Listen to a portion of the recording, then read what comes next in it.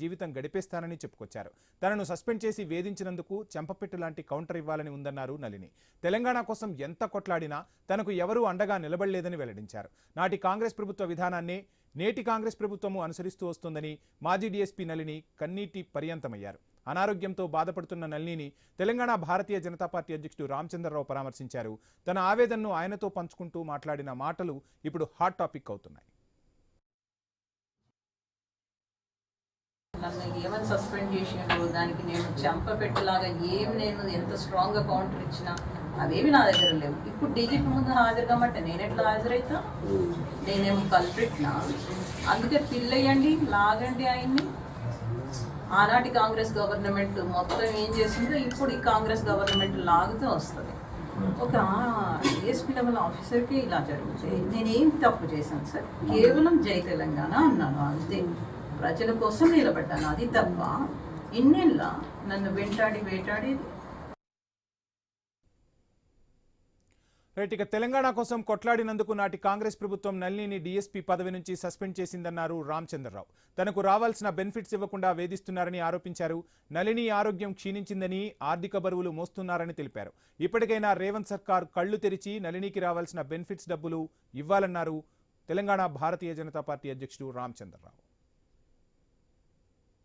వారికి రావాల్సినటువంటి ఒక ఏవైతే రిటైర్మెంట్ బెనిఫిట్స్ కనీసం రిలీజ్ చేయండి.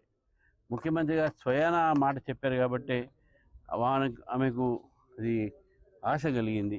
నా రిటైర్మెంట్ బెనిఫిట్ వస్తే ఆ బెనిఫిట్ నేను సమాజం కోసం వాడతాను, అది ఆమె కోసం అడగట్లేదు బెనిఫిట్. ఆమె మధ్య యోగిని అయింది. ఈరోజు అడిగినటువంటి డిమాండ్ ఏతుందో అది చాలా వ్యాలిడ్ డిమాండు, సమంజసమైనటువంటి డిమాండు.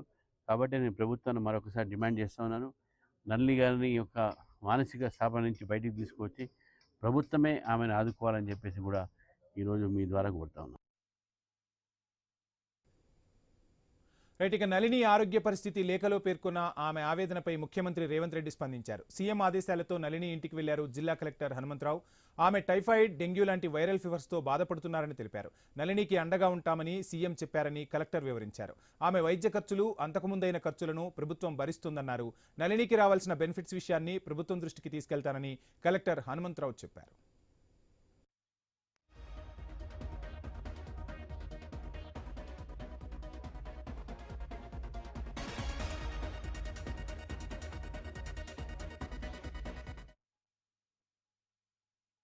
గత కొంతకాలం నుంచి వారు చెప్పినట్టుగా రొమటైడ్ ఆర్థరైటిస్ తోటి బాధపడుతున్నారు. కానీ యోగా మరియు ఆయుర్వేదంతో స్థిరంగా ఉన్నారు, మంచిగా ఆత్మవిశ్వాసంతో మాట్లాడగలుగుతున్నారు.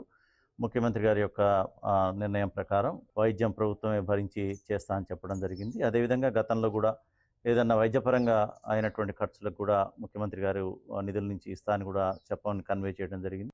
వారి యొక్క సర్వీస్ నిబంధనలు, వారైతే సస్పెన్షన్ అన్నారో దానికి సంబంధించినటువంటి సబ్సిస్టెన్స్ అలవెన్స్ అనేది దాని గురించి వారు అడగడం జరిగింది. ఇది డెఫినెట్గా ప్రభుత్వం దృష్టికి తీసుకుపోతా అని చెప్పి వారికి చెప్పడం జరిగింది. ముఖ్యంగా వారి సర్వీస్ నిబంధనల గురించి పదే రిక్వెస్ట్ చేయడం జరిగింది. ఇది ప్రభుత్వం దృష్టికి, ముఖ్యమంత్రి గారి దృష్టికి తీసుకుపోవడం జరుగుతుంది.